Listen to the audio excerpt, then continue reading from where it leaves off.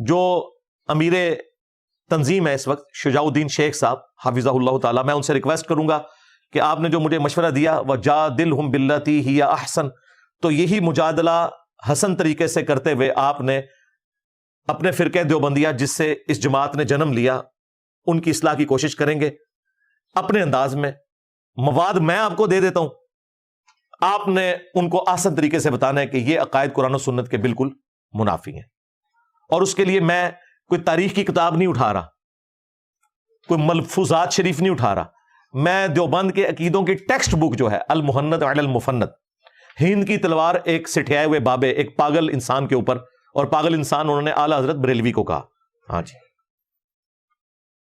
اس سے آپ کو کچھ حوالے دوں گا، اور میں آپ سے ریکویسٹ کروں گا کہ یہ جو حوالے ہیں نا، ان کو آپ نے آسان طریقے سے مجادلہ کر کے ان کو بھی سمجھانا ہے اور ان کے ماننے والوں کو بھی سمجھانا ہے. پہلے تو کتاب کا نام احمد بریلوی کو انہوں نے مفند کہا، یہ آپ نے ان کو سمجھانا ہے کہ ہمارے بزرگوں نے غلطی کی ہے، یہ سمجھانے کا انداز نہیں ہوتا. دوسرا، انہوں نے اس میں لکھا کہ احمد بریلوی اور ان کی پوری جماعت ایک شیطانی لشکر ہے جو ہم پہ حملہ آور ہوا ہے، جیسا کہ انبیاء اکرام پر شیاطین حملہ آور ہوتے تھے، علماء دیوبند رضی اللہ عنہم پر یہ حملہ آور ہوئے ہیں 14ویں صدی کے مولویوں رضی اللہ عنہم. تو شیطان کا مطلب یہ ہے کہ کافر کہہ دیا نا، شیطان انبیاء پہ مسلمان شیاطین حملہ آور ہوتے تھے، کافر ہوتے تھے. اچھا، تیسرا اس میں انہوں نے کہا کہ محمد بن عبد الوہاب صاحب کی پوری جماعت جو ہے یہ وہابی فرقہ اہل حدیث، یہ خوارج کی ایک جماعت ہے، ان کو خارجی کہا. یہ آپ نے آسان طریقے سے انہیں سمجھانا ہے. چوتھی بات، اس کتاب کے اوپر آپ کے حکیم الامت اشرف علی تھانوی صاحب اور ڈاکٹر اسرار صاحب کے حکیم الامت اشرف علی تھانوی صاحب کے سگنیچر ہوئے ہیں، اور 30 علماء کے مزید سگنیچر ہیں، جس میں آپ کی جماعت کے بزرگان دین یوسف لدھیانوی صاحب بھی اور یہ لوگ بھی شامل ہیں سارے. بعد والے بھی اس میں اپنے سگنیچر وقت کے ساتھ ایڈ کر کے نا اس کو یعنی انڈورس کرتے رہتے ہیں. تو آپ نے یہ بتانا ہے کہ اشرف تھانوی صاحب نے اس طرح کی کتاب کو انڈورس کیوں کیا. ٹھیک ہے جی، 4 باتیں ہوں گی. 5ویں بات، اس میں عقیدہ انہوں نے لکھا ہے کہ ہم بزرگوں کی قبروں اور سینوں سے فیض لینے کے قائل ہیں. ہم بزرگوں کی قبروں اور سینوں سے فیض لینے کے قائل ہیں، اس طریقے پہ نہیں جو عوام میں رائج ہے، اس طریقے پہ جو خواص میں ہے. اب وہ خواص میں کون سا ہے وہ آپ نے ہمیں بتانا ہے. انہوں نے تو آپ کو نہیں بتانا، ہم بتا دیتے ہیں کہ کیا ہے خواص کے اندر. بتا دیں کس طریقے سے بتائیں؟ قبروں سے جی انہوں نے بتایا ہوا ہے. اشرف تھانوی صاحب نے خود اس کی شرح میں کتاب لکھ دی ہے روایت ثلاثہ، اس میں انہوں نے لکھا ہے کہ قاسم نانوتوی صاحب مرنے کے 6 سال کے بعد خواب میں نہیں بیداری میں اپنی قبر سے نکلے، دیوبند کے 2 مولویوں کی صلح کرا کے دوبارہ قبر میں واپس چلے گئے. اور جس مولوی کے پاس آئے تھے سخت سردیوں کے اندر بھی لحاف کے اندر اس کا پسینہ چھوٹ گیا. ظاہر ہے مردہ نکل کے آ جائے تو ظاہر ہے بڑے بڑے بزرگان دین کا پسینہ نکل جائے گا. تو یہ قبر سے جائز طریقے سے یوں فیض ملتا ہے. ہاں بریلوی کریں تو علماء سو تو اڈے کرن پھر سو نہیں ہوئے گا. اور میں دسنا تو پھر سو کر دینے. اور سینوں سے فیض وہ بھی انہوں نے بتایا. ہاں اسی روایت ثلاثہ میں لکھا ہے کہ مدرسہ دیوبند کے جو بانی تھے قاسم نانوتوی، ان کو رشید احمد گنگوئی نے عوامی اجتماع کے اندر اپنے ساتھ چرپائی پہ لٹایا عاشق صادق کی طرح، یہ اس میں لکھا ہوا. اور پھر ان کے یہ سینے کے بٹن کھول کے سینے پہ ہاتھ پھیرا، جو آپ سمجھ رہے ہیں وہی کچھ ہو رہا تھا. ہاں کیونکہ قاسم نانوتوی صاحب نے یہی سمجھا، ان کا میاں لوگ کیا کہیں گے، یعنی آپ یہ جو حرکتیں کر رہے ہیں لوگ کیا سوچیں گے، آپ یہ کیا کر رہے ہیں. یہ مفتی عبدالعزیز کی ویڈیو تو ابھی نکلی ہے نا، اور باقی لوگوں کی، یہ پرانوں کی میں بتا رہا ہوں. اس زمانے میں کیمرہ ہوتا تو ویڈیو بھی آپ کو دکھا دیتا. ہاں ظاہر ہے یہ جلسوں کی ویڈیوز بناتے ہیں نا، تو یہ پبلکلی ہوا ہے، کمرے میں نہیں ہوا. اور دیکھیں نقل کون کر رہا ہے، اشرف تھانوی صاحب اپنی منجی ٹھوک گئے. اور کتاب کا نام ہے حقائق اولیاء ارواح ثلاثہ، اولیاء اللہ کی یہ کرامات اور حقائقیں لکھ رہے ہیں. تو کہہ رہے ہیں میاں لوگ کیا کہیں گے. تو آگے سے گنگوئی صاحب کو پھر بھی حیا نہیں ہے، انہوں نے کہا بھائی کہنے دو لوگوں کو، ہاں جو بھی کہیں، ہم نے ایسے ہی کرتے رہنا. اور اس کی اگلی قسم بھی ہے، ہاں تذکرۃ الرشید، رشید احمد گنگوئی صاحب کے حالات و واقعات جمع کیے ہیں ان کے خلیفہ نے. اس میں وہ لکھتے ہیں کہ رشید احمد گنگوئی صاحب کہتے ہیں کہ ایک رات میں نے خواب میں دیکھا کہ قاسم میاں، وہی قاسم نوتوی صاحب جن کو انہوں نے بستر پہ لٹایا تھا نا اپنے ساتھ، اور وہ چیخیں مار رہے تھے، میاں میاں کر رہے تھے، وہ خواب میں بھی ان کا پیچھا نہیں چھوڑتے تھے. ظاہر ہے آپ دن کو جو کچھ سوچیں گے وہی کچھ خواب میں آئے گا. وہ کہتے ہیں میں نے دیکھا قاسم میاں دلہن کی شکل میں میرے خواب میں آئے ہیں. اور پھر آگے بھی جو ہے نا، ہاں وہ بھی انہوں نے اس میں ذکر کیا ہے، ہاں وہ ہم کیمرے میں دکھا دیں گے. اور پھر اس کی تعبیر انہوں نے کی کہ اس سے مراد یہ ہے کہ وہ میرے شاگردوں کو آگے لے کے چلیں گے، یعنی یہ روحانیت کے لیے. یہ نہیں انہوں نے کہا کہ میں نے اپنی دلہن کو قاسم کی شکل میں دیکھا، نہیں، وہ کہتے ہیں قاسم نوتوی دلہن کی شکل میں میرے خواب میں آئی ہیں، اور پھر وہ نفع بھی ہمیں ایک دوسرے سے پہنچا. یہ سارا کچھ لکھا ہوا ہے اس میں. تو میں نے کہا اگر کسی کو یہ نہ پتا چلے کہ بزرگوں کی قبروں اور سینوں سے فیض کیا ہے تو میں خود ہی آپ کو اس کی تشریح کر دوں. ابھی قرآن و سنت کی روشنی میں اس کا پوسٹ مارٹم چھوڑ رہا ہوں، جو میں نے کہا میں چھوڑ دوں گا، وہ میں قرآن و سنت کی روشنی میں جو پوسٹ مارٹم ہے وہ چھوڑ رہا ہوں. فی الوقت یہ کہیں سے بھاگے نہ، میں آپ کو وہ ساتھ بتا رہا ہوں. یہ 5 باتیں ہو گئی. چھٹی بات، المہند علی المفند میں انہوں نے لکھا کہ رسول اللہ کی قبر مبارک اللہ تعالیٰ کے عرش، کعبہ اور کرسی سے بھی افضل ہے.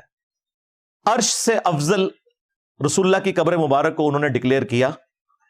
کسی آیت اور حدیث کا حوالہ نہیں دیا، کوئی دلیل پیش نہیں کی، صرف ایک جو اپنے بزرگوں کی قبروں کے ساتھ لوگوں کو جوڑنے کے لیے نبی الاسلام کی قبر مبارک کے بارے میں ایک جھوٹا عقیدہ بیان کیا.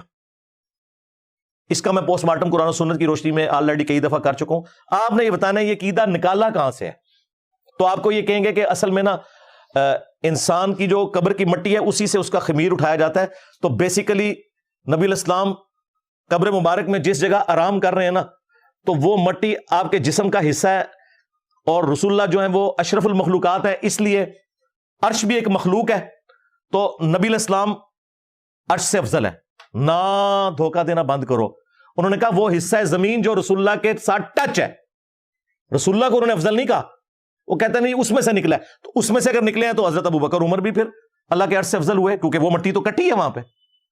اور آخری بات، نبی الاسلام کی قبر مبارک کا کوئی حصہ آپ سے ٹچ ہی نہیں کیے ہوئے، کیونکہ مسلم شریف میں حدیث ہے کہ نبی الاسلام کو دفنانے سے پہلے قبر مبارک میں سرخ رنگ کی ایک چادر بچھائی گئی تھی تاکہ وہ مٹی نبی الاسلام کے جسم میں عطر کو ٹچ ہی نہ کرے.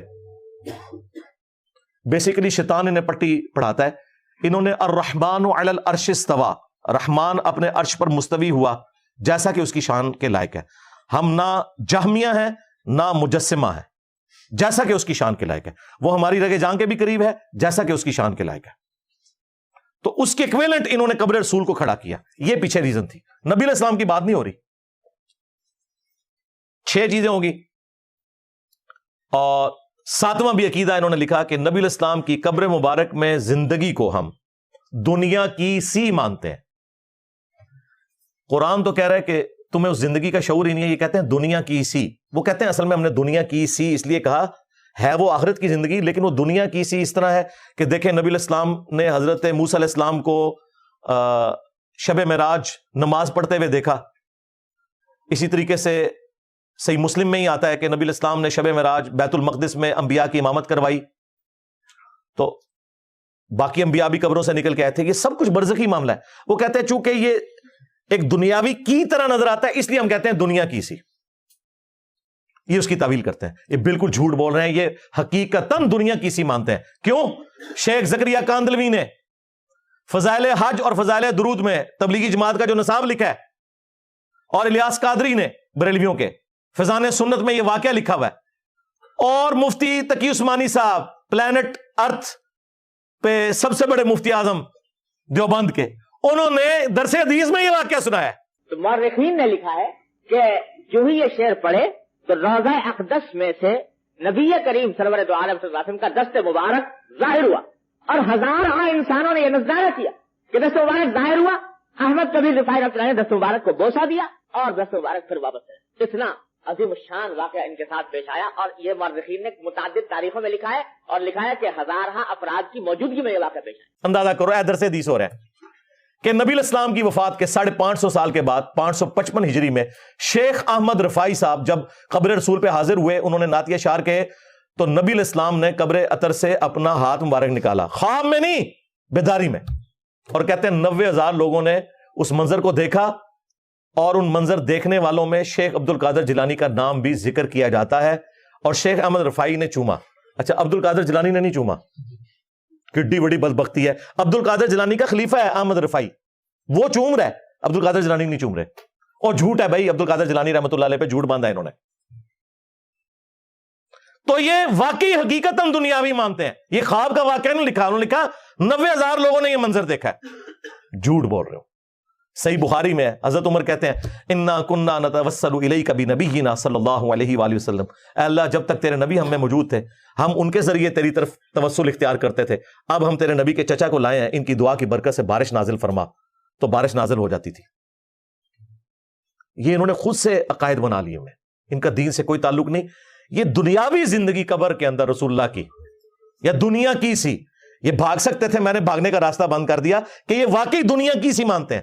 آخرت کی زندگی تو ہم بھی مانتے ہیں، جس میں ادر کو سلامت ہم بھی مانتے ہیں۔ سرکار یہ وہ 3 عقیدے ہیں جو پچھلے 8-10 سالوں میں بار بار مختلف ویڈیوز میں بیان کر رہا ہوں، لیکن کوئی اس کا علمی جواب نہیں دے رہا۔ انہیں پتہ ہے اس کا جواب نہیں، اگر جواب دیا تو لوگ کہیں گے یار یہی گل تو بریلوی بھی کر دینے، وہ جو فرنچائز ہیں 2 اولادہ کھولی بھی وہ ختم ہو جائیں گی۔ ابھی اور باتیں بھی ہیں، تھانوی رسول اللہ نہیں جی وہ خواب میں تھا، نہ سرکار اس میں لکھا ہوا ہے، میں بیداری میں بھی پڑھ رہا ہوں، نہیں وہ دیکھیں وہ بیچارہ کہہ رہا نا میں بے اختیار ہوں۔ ہم نے کہا ہم بابی کو تو کہہ نہیں رہے، بابے کو کہہ رہے ہیں۔ بابے کو جب اس نے خط لکھا تو بابے نے کہا اس میں تسلی تھی، تیرا پیر اشلی تھانوی متبع سنت ہے، اس لیے تو نے اپنے پیر کے نام کا کلمہ پڑھا ہے۔ تو کیا ابو بکر عمر عثمان و علی کے بیعت کرنے والے صحابہ کرام یا تابعین ان کے ناموں کا کلمہ پڑھتے تھے؟ تو تھانوی رسول اللہ، اور اس میں ہے اللہم صلی علی نبینا اشرف علی، ہاں جی یہ بھی لکھا ہوا ہے۔ اس کا جواب بھی وجادلہم باللتی ہی احسن کے تحت آپ نے دینا ہے۔ اور آخری والا بھی، اشرف تھانوی صاحب نے کسی کم سن لڑکی سے شادی کرنی تھی تو اپنے مرید کے ذریعے ایک جھوٹا خواب، ظاہر میں تو اسے جھوٹا خواب شیطانی خواب ہی سمجھتا ہوں، گھڑوایا۔ اور دیکھیں بیوقوف کتنے اپنے رسالوں میں چھاپتے رہے، عالم داد رسالے میں یہ تھانوی رسول اللہ بھی خود چھاپا ہے، یہ نہ سمجھے کہ میں نے کوئی گن پوائنٹ پہ کہ میں تھوڑی بےزتی کرنی ہے تو تسی چھاپو۔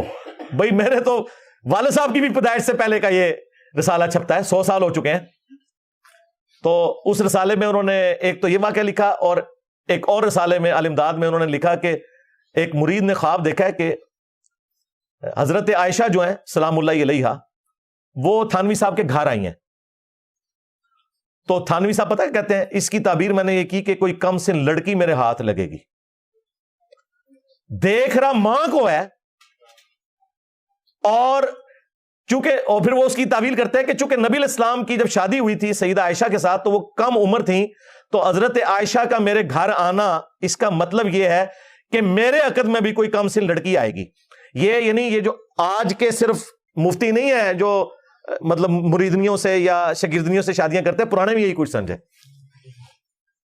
اور تختہ مشق کس کو؟ اما عائشہ کو سلام اللہ علیہا۔ اور باتیں ہمیں کرتے ہیں، کیا یہ گستاخی نہیں ہے؟ یہ شیطانی خواب نہیں ہے، جھوٹا خواب؟ دیکھ رہے ماں کو، النبی اولا بالمؤمنین من انفسہم وازواجہ امہاتہم، نبی مومنین کی جانوں سے بڑھ کر ان پر حق رکھتے ہیں، نبی کی بیویاں امت کی مائیں ہیں، اور کام اپنے سیدھے کر رہے ہو۔ تو دیکھو پھر اللہ نے کتنی بڑی بلا تمہارے اوپر چھوڑ دی ہے۔ ہاں میرے نبی سا ہے ہی کوئی نہیں، تیرے بابے تھے شاید ہی کوئی نہیں۔ صلو علی محمد وآل محمد، اللہم صلی علی محمد وعلی آل محمد واصحاب محمد وازواج محمد وامت محمد اجمعین الی یوم الدین، آمین۔